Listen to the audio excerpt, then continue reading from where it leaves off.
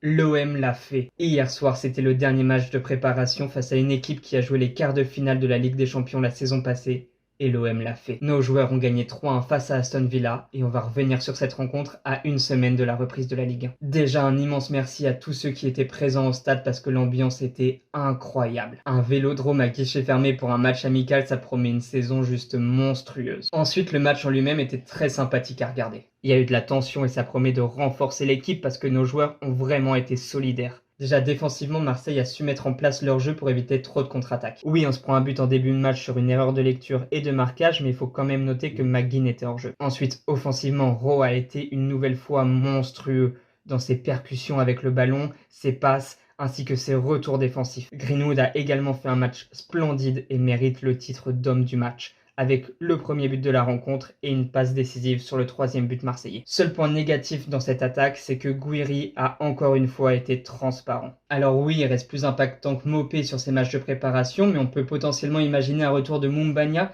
qui a mis un quadruplé sur la première période avec l'équipe réserve de Marseille face à Grasse. En attendant, hier soir, on a eu le droit à une entrée spectaculaire du retour de Pierre-Emerick Aubameyang. Il entre à la 64e et vient inscrire 2 buts coup sur coup à la 76e et à la 79e. 3-1, score final, allez l'OM et rendez-vous vendredi pour conquérir Rennes.